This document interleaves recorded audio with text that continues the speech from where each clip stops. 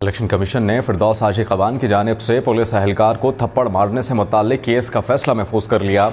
दौरान समाअत फिरदौस हाजी कवान ने थप्पड़ मारने के अमल पर इलेक्शन कमीशन से माफ़ी मांग ली। मेंबर सिंध निसार दुरानी की सरबराही में 2 रुकनी बेंच ने केस की समाअत की। फिरदौस हाजी कवान ने तहरीरी जवाब इलेक्शन कमीशन में जमा करवा दिया। पुलिस एहलकार की जानिब से भी तहरीरी जवाब इलेक्शन कमीशन में जमा करवाया गया।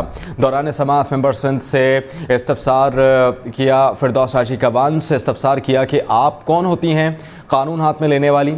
फिरदौस हाजी कवान ने कहा कि मेरे हल्के में 381 पोलिंग स्टेशन थे। ये वाकया कहीं और नहीं हुआ। इस पोलिंग स्टेशन पर ठप्पे लग रहे थे।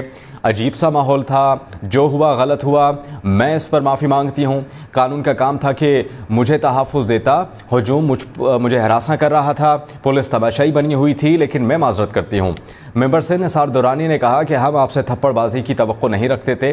बाद अज़ा कमीशन ने फैसला महफूज कर लिया। बेंच के मुताबिक इलेक्शन कमीशन आज की समाअत का हुक्मनामा बाद में जारी करेगा। इलेक्शन कमीशन ने फिरदौस हाजी कवान की जानिब से पुलिस एहलकार को थप्पड़ मारने से मुताल्लिक केस का फैसला महफूज कर लिया।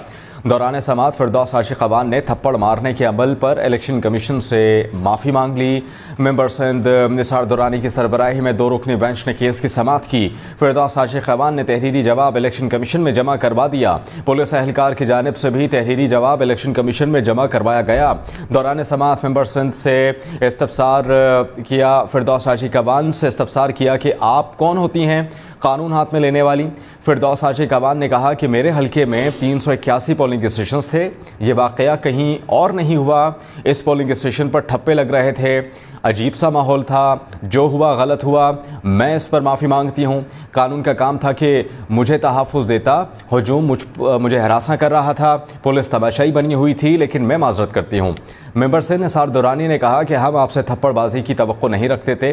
बाद अज़ा कमीशन ने फैसला महफूज कर लिया। बेंच के मुताबिक इलेक्शन कमीशन आज की समाअत का हुक्मनामा बाद में जारी करेगा।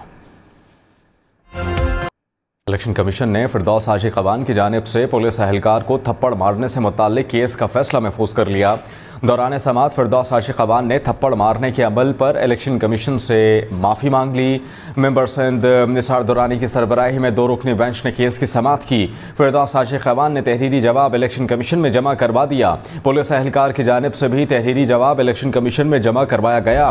दौरान समाअत मेंबर सिंध से इस्तफसार किया। फिरदौस हाजी कवान से इस्तफसार किया कि आप कौन होती हैं कानून हाथ में लेने वाली।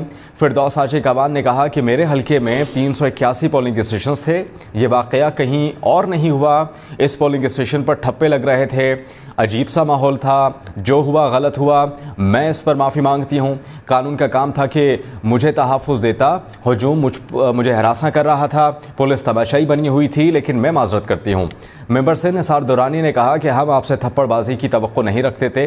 बाद अज़ा कमीशन ने फैसला महफूज कर लिया। बेंच के मुताबिक इलेक्शन कमीशन आज की समाअत का हुक्मनामा बाद में जारी करेगा।